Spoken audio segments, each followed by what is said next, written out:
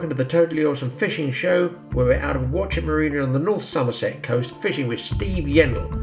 And Steve runs a Scooby Doo Too, and he's going to tell us about a new fishing technique. We've come out from Watchet this morning, and we're now approximately 2 hours before low water, and the decision has been to now go and fish a patch of sand for the low water period.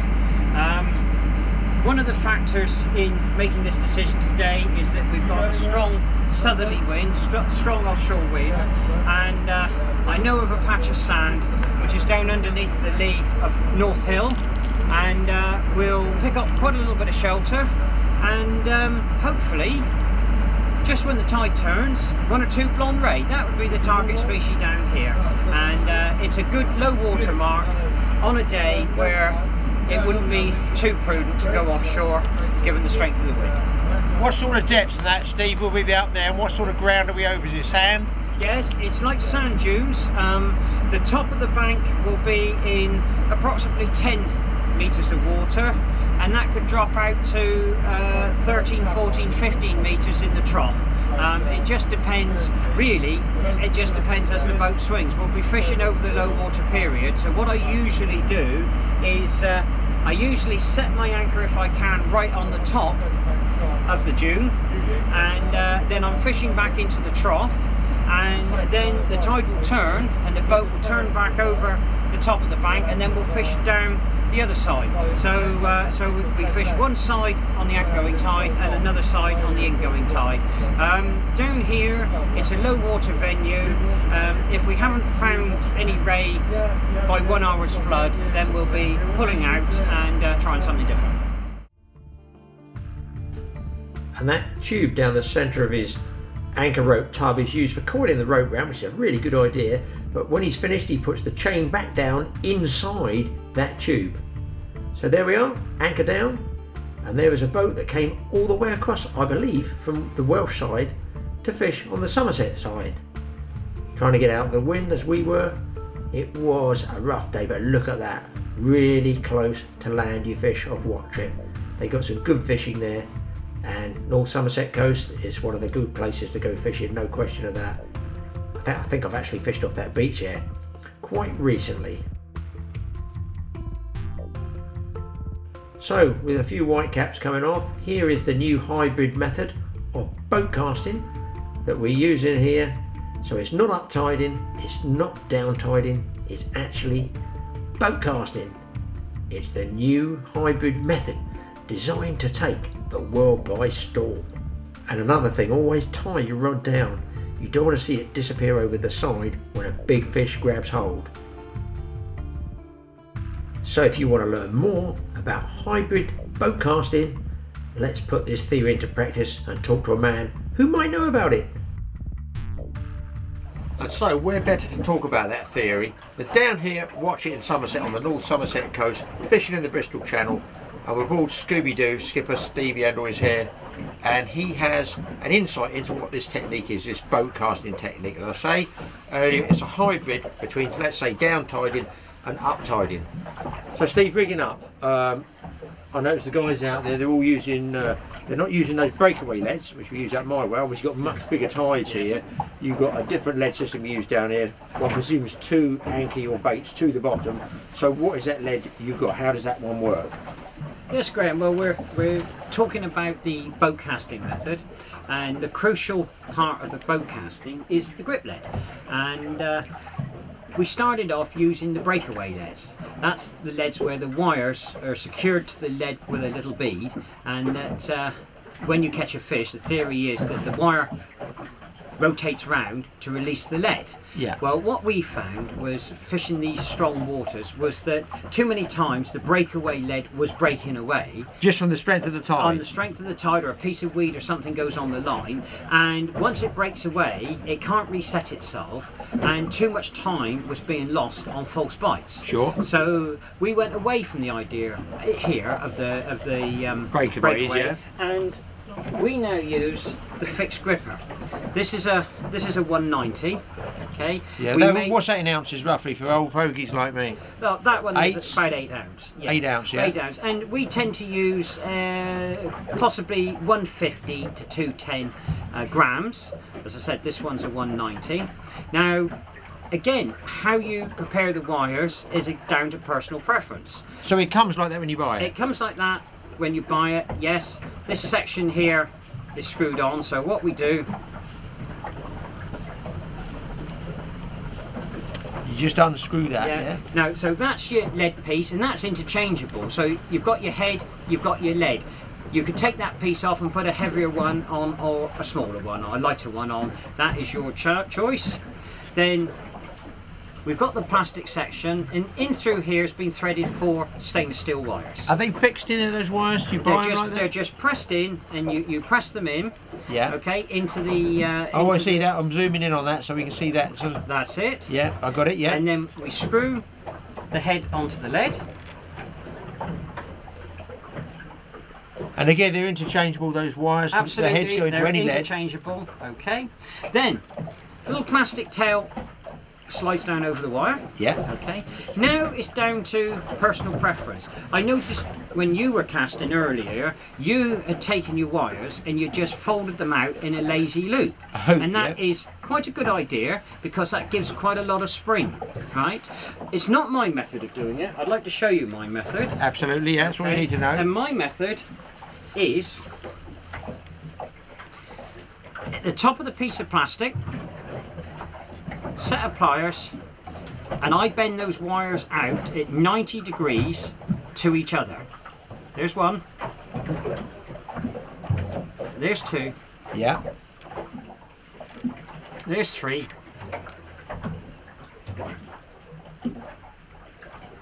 And there's 4. Okay? Yeah. So we've now set those wires at 90 degrees to each other. Then, for the thickness of the plier, I bend the tail down at 90 degrees again. 2.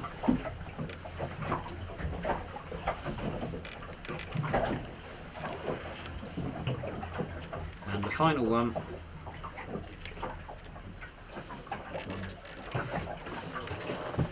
Now, that for me, a little bit of final shaping. Yeah. There we are.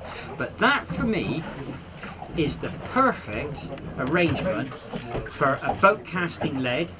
You'll throw that out 20 or 30 yards. That is, the lead will lie on the deck as it were like that. Yeah. Those tails are just enough to grip the reef without being too much so that they won't break away. Yeah. Okay. You've got plenty of spring in the wire, and he will anchor itself on any 2. Okay? And of course, I can immediately see the principle is that rather than break out and get dragged down tight, if that does drag, you're still fishing. You're still fishing. So in other words, a piece of weed might go on the line, or you may have a fish bite but he's not hooked. He might go on the line, he breaks it down a little bit further, and then it grips again, and it grips again, and you're still fishing, and you're still fishing. And then obviously, finally, you hope that your fish hooks itself, and your fish goes sailing off down tide, towing the lead now, and that produces a slack line on the top on the rod, and you wind in, retrieve the bow first, feel the fish, little strike perhaps, and then gently tease the fish back into the boat. So that is my preferred arrangement, and that I call that a fixed gripper as against a breakaway. And you can see the principle of that is that it never needs resetting. Yes, okay? Good idea. That it never needs resetting. That is the method that we have found best for this area.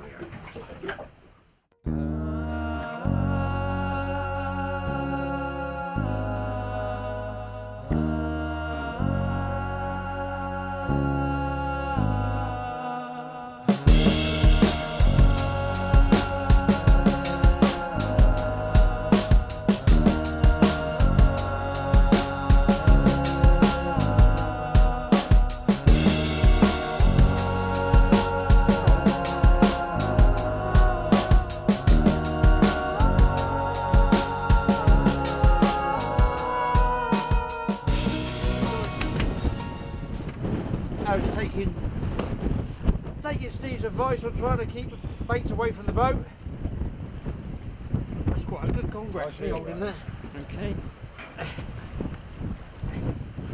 And he was down a minute, guys, was it? Yeah, about a minute. I had frozen crab on there, topped up with a piece of squid, and he's still gurgling with the squid in his belly. A nice fish. Sounds like a drain empty, doesn't he? Look at his jaws on there. Oh. It just shows you keep that bait away from the boat. People often write in and say, what tackle does Graeme use? Well, the reel is an Achios multiplier. I use that when we braid on it, but I put a top shot of monofilament. And then for casting a little bit further, I use an Achios fixed spool. I normally use it off the shore, but I have no problem coupling that with a Coniflex Integra Uptider. No, I'm not tackle ramming, I'm just telling you what I'm using. It's about 25 or 30 years old, and boy, is it a good rod. The answer is yes. You can see here the coloured water running past the hull of Scooby Doo Too at anchor. We're very close to shore.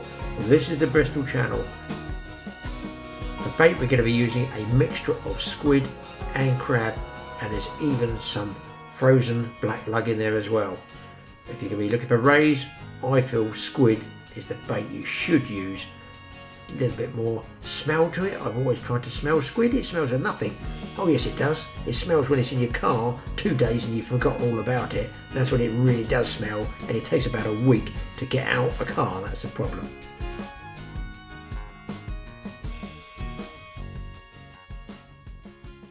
We often get asked about our fish catches back along years ago and now, and I often get asked the difference, whether it's better, whether it's worse, and I think it's pluses and minuses. But as I explained to you before, fishing methods is a very big part of our catch results that we have today.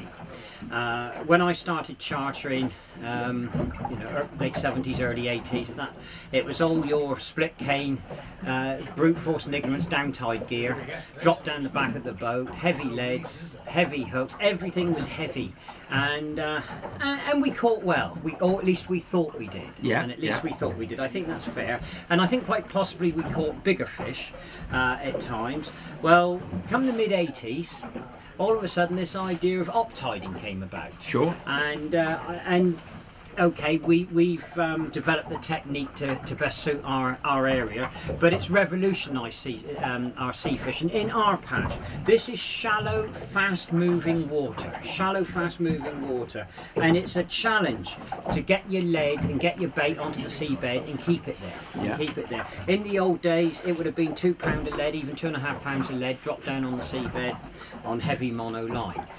Well, what we found now is it's called op-tiding, but to my way of thinking, I think of it more as boat casting. When we started playing with this idea of op-tiding, we used to bring out 13-foot beach caster rods, and we would chuck the gear out. So it's distance, you're looking distance. Yes, we would chuck the stuff out as far as we could, work it, and as far up the tide as we could, thinking that this was the theory. Of course, what was happening, the further you were chucking your gear out, you were decreasing the angle between your lead and the top of the rod, and invariably your leads were getting stuck and you weren't able to break them free, and you were losing your tackle. And what I've worked out now is that I don't think of it as op-tiding, I think of it as boat casting. Sure.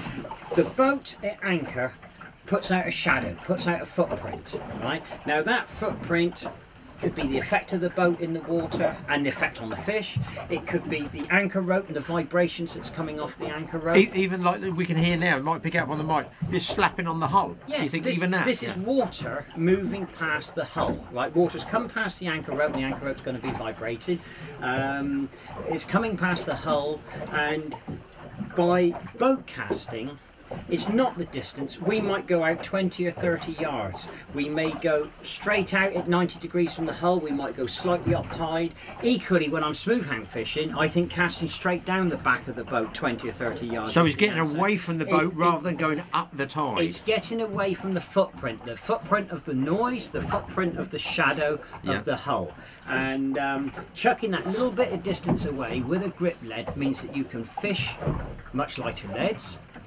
Your grip lead secures to the seabed, which means that, and I've already told you I don't use very long traces here. Yes, 14 inches to 3 foot is about what I use across the board, all methods of fishing. Yeah. And that way your bait's in contact with your lead, and I think we get greater catch success here. Now, I also notice up the front, talking about the vibration, you've got your the buoy for the ordinary ring. You got that where a lot of guys just leave it floating in the water, and we've had it on our Wilson Flyers. My mate's mate Wayne, it always gets jammed under the bloody cathedral hole tunnels, you know. Yes. And when you go to pull it, you're looking which way is it going to pop up. But you've got yours tied up on the top. Is that for a similar reason? Look, I'm not saying every skipper does it like that. We've all got our own theories, and our theories are based on years of doing the job. My theory is that buoy in the water, again, is producing noise on the anchor rope. Yeah. The buoy is sliding up and down that rope, maybe only a yard or two, but it's sliding up and down on that rope, and it's making noise. The other thing is, this boat, it's got quite a high bow on it, and I've got a blind area from here, so I'd rather have, from a point of view of safety, I oik that buoy back in over on the bow, as you can see it is right now. Yeah. I oik it in back, and then I know where he is. All the time that I'm fishing here, I haven't got to be worried about that buoy, and at times when you've got wind across the tide, and the boat may be being pushed around Swinging on the anchor rope, swinging and all the rest of it, and then you think, oh, where's that buoy? So I bring the buoy aboard with me, I know where he is, he's safe and sound, and then I just go up and chuck it over at the end of the trip when we're ready to steam. And the purpose, for those that don't know, the purpose of the buoy is that we swing the bow to an angle on the anchor rope, we drive forward, the driving forward forces the buoy back the anchor rope, and in my case what happens here, the buoy travels back and locks onto the anchor, it then can't drop. So you've now you arrive at a situation where your anchor is secured a metre or so below the surface of the water on the buoy. Stop the engine, take the pressure off, and we just pull the rope back. Just strip it in, you saw yesterday. It's a very safe method of working. But yeah, maybe I'm a little obsessed, but I do everything I can to minimise the noise that we put out from the hull and around the hull. Now, from the point of view of the rods, guys don't need up-tiding rods necessarily. You can still do boat casting, just lobbing it out 20, 30 yards, can't you? I've got some rods down there. I mean, I've got my favourite rod that was, you know, several £100s. Yeah. I've got some little rods down there that I bought for £20, £25, and I've had so much fun on those little light rods. You know, if it lasts a year and it breaks, well, it's paid for itself. Yeah. I've had so much fun. I use the little Watchlets and just chucking out a short distance, a really short distance, 20 yards from the boat, let a little bit of line out, let a bow in the line out, and it's amazing what big fish that we've caught on light gear. Just to get away from the boat that Just little to get bit. away from the boat. I'm not saying it should all be boat casting. Yes. I always advise my angling parties to use both methods, because each method will have its day, and it's surprising how often you are boat casting and you are catching more fish, but that big cod, that lunker, he'll nearly always come on a down tide or down the back of the boat. Yeah. And like everything, there's exceptions to it, the rules. There are days that we come out here that the down tide is clear up. Well, having had that big conger on my down tide rod, it was the turn of the boat casting guys to get hooked up. And with a couple of rods fired out and sprayed out at different angles away from the hull, you can see there the grip head hanging. I think Chris got this one. It's a nice ray coming over the side, Bristol Channel ray. Just goes to show you the method does work. We've come down here onto a sandbank just for a change of scenery to fish the low water on this quite blustery day, and we're boat casting again. Chris, what was it you threw out, Chris? That was on squid. Squid bait, just a whole squid, and Chris just chucked out 20 or 30 yards from the boat, and a little tiny blonde has graced us with its presence. We've just slipped the hook out and we'll put it straight back, okay?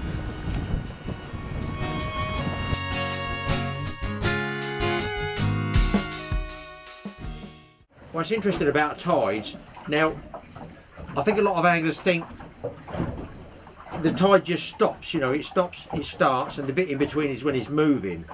But I remember a friend told me once, I didn't fully understand it, that it's broken down into segments, the actual movement of the water, and you just tend to think it's all going at the same speed. It doesn't, it grades through that, you know, it could be a flood, it could be ebb to the top down. So just try and explain to us so guys realise about down in the Bristol Channel how that volume of water actually does move?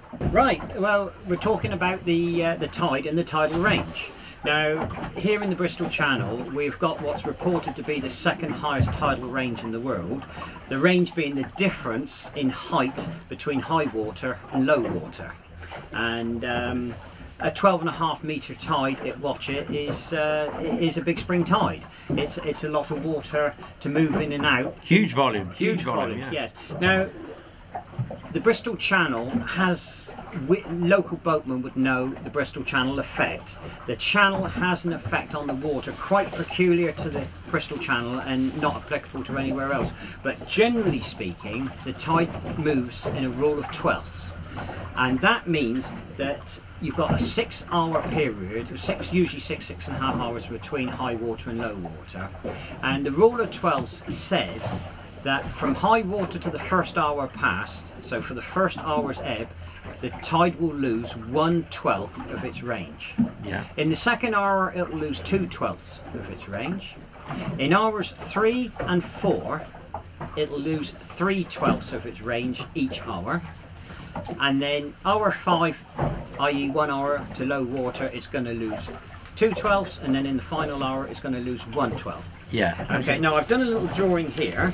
Yeah. Can you see that? Let me have a look. Let's get zoomed in on that one for you. But it's worth illustrating to people. That's how I can come right in on that, so you can see how you've written it down. There you are. I know this is a very basic one. Very crude little drawing. It's school time for before we catch any fish. You've got to go to school. It's a very crude little drawing. Yeah, I've got it there, high and low with the halves. So, for instance, and to keep the maths very simple, if we were on a 12-metre spring tide, and you were fishing the harbour wall, you're fishing and it's at high water, you would be able to you would expect that tide to drop 1 metre, which is 1/12. Yeah. In the first hour. Right at the top there, yeah. Yeah, okay. Then in the second hour, you would expect that tide to drop a further 2 metres. Yeah. So at the end of hour 2 of the tide going out, the tide has now lost 1/4 of its range. Now for us, it's the middle section. It's going to hour 3 and hour 4, when, as you can see, the tide is losing 3/12 and 3/12, so it's losing 6/12, or half of its total range. Volume, that's a total between high and low, in isn't it? those 2 hours. Now it is those 2 hours where we operate in our charter boats would not be anchored offshore. Yeah. We'd be hugging the coastline on a big spring tide to get out the way of it. You're losing half the volume of the water over 2 hours.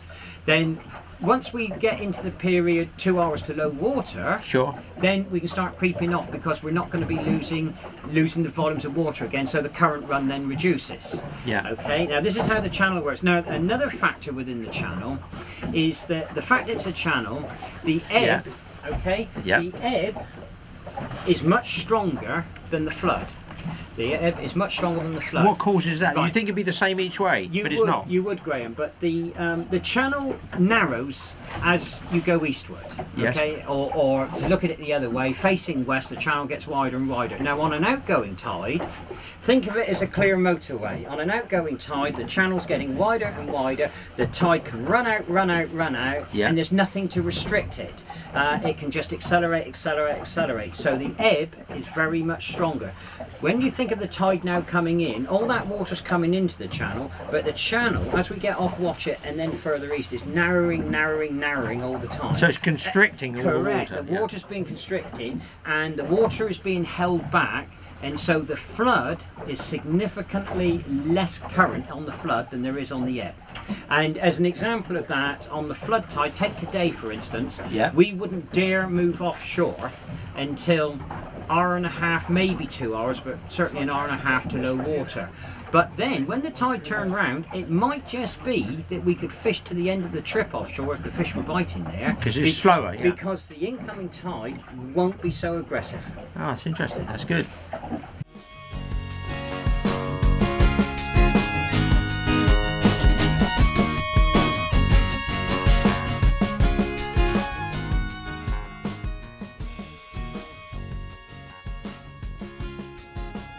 And it wasn't long before the net was being ready by Steve for yet another boat casting catch. Yeah, another nice big ray, but this one very, very dark in colour. Look at the dark back on that one. The Bristol Channel is, by the way, one of the finest places you can go if you want to catch a lot of different species of rays. You can always get your PB out there, whether it's a blonde ray, any type of ray really, spotted rays off the shore, thornbacks, well, big blondes, it's all there. And of course a lot of these fish do get to go back. Steve, a lot of anglers associate barometric pressure with affecting the fish bite. Now it looks like a bit of low pressure coming in, wind and rain today. How do you think that's going to affect the fishing, or what's your experience of barometric, pressures on the sea fish in your area? Okay, Graeme, well, we've already talked about the tidal range in the Bristol Channel, but as you mentioned just then, another factor, and a big factor, is barometric pressure. And a lot of people don't understand the impact that atmospheric pressure can have on the tides. Tidal predictions, you can get tidal predictions off the internet, and for goodness knows how long in advance. But they are predictions, and people must realise this. Our marina gate, our marina has an access time which is predicted to be 2.5 hours either side of the high water. And we have boat people coming down here, and some days you'll hear them say, well, I can't understand it, the tidal gate opened 20 minutes early. And then there'll be other days where they'll say, well, the gate was due to open at, say, 3 o'clock, and here it is 3:30 and we're still not out. And they don't seem to understand why. Well, this is all about atmospheric pressure. This is all about atmospheric pressure. The higher the pressure, if you take somewhere like the Bristol Channel that is tidal, the higher the pressure, that air pressure is forcing the tide down. Sure. So it is stopping the tide coming in. Conversely, after high water, the high pressure will then push the tide out quicker. So if we're in a situation in Watchet where we're on neap tide, so there's not a lot of water coming in anyway, and this is typical in the middle of the summer perhaps, we might be on a neap tide and very high, glorious weather, we're sat in that harbour waiting and waiting to get out, because we've got a little bit of water coming in to equal the height for the marina gate to open, but the air pressure is stopping it coming in, and that's the situation where we might be delayed on our sail. Then it hinders us again at the end of what would be the high water trip, because that high air pressure is pushing the tide out, you see, which means that we come out late and we have to go back early. Now the flip side of that would be a bigger tide and low pressure, where the bigger tide has swelled the water, and so the gate opens nice and early, and out we come, possibly 20 minutes before we would expect to come out, and then the tide seems to hang about forever because the air pressure is not pushing the tide back out the channel. Now, you've also spoke about the effects on fishing, and does it make any difference? Well, yes, I think it does. I'm sure there'll be people there that will argue. I think easterly winds affects the fishing adversely. There are others who will say, oh no, it doesn't. So it's down to an opinion. But the way I see it is that when you've got very high pressure, which often occurs in the summer, and the water temperature might be pretty warm, that air pressure working over the mass of surface area of the water we got here now is forcing that tide down, is creating the pressure in the water. Now, you and I, we wouldn't detect it, but we would if we went up a mountain, and but the fish, they know it, and on those lovely glorious days where the pressure's so high and the waters can be like gin further down the channel, sadly that's the days we don't catch so much fish. When the pressure is, and another factor, we talk a high pressure, we talk a low pressure, but the days that affect the fishing the most is when there's rapid change.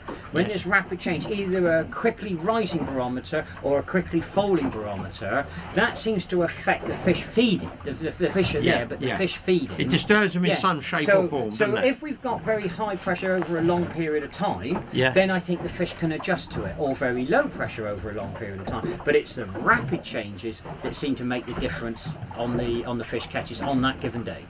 Well, there's some good, interesting information there from Steve, but being a good skipper, are we going home? No, he's going to keep us out there fishing. It's absolutely pitch dark, but he's got a superb, a really brilliant light, like a sort of LED light, I think it is, on the top of the back of the cabin of the boat, and that enables everybody to see what they're doing. Good casting, you can bait up easily, it lights the whole area up, And if you notice, a lot of guys still use those little head torches that shore guys use, because wherever your head goes, you can see the fish, the leader, everything, and that's most important at night. Always be careful, because remember, this was a pretty rough night we were out there. And that's a good fish again. Yet another ray on the boat casting method. Does it work, or does it work? And another species about to come aboard. Not very big, but it's a codling. Yes, it's almost, well, I think the length of lugworm threaded up the hook was longer than the fish.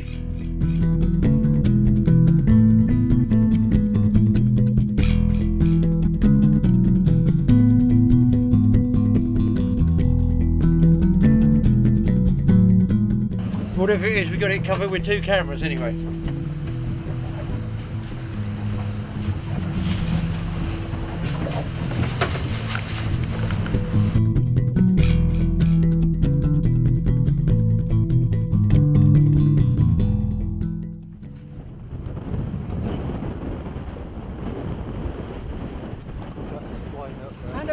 He's got it on a codling. He's got it on a codling. Oh yeah, look at that. So you, you've got a string of squid, and is it a little codling? Is yeah, it? you got a little codling. The codling took the bait, and then the conger went on the codling. Absolutely, no question. Yeah. Took the price of one. Yeah. Okay.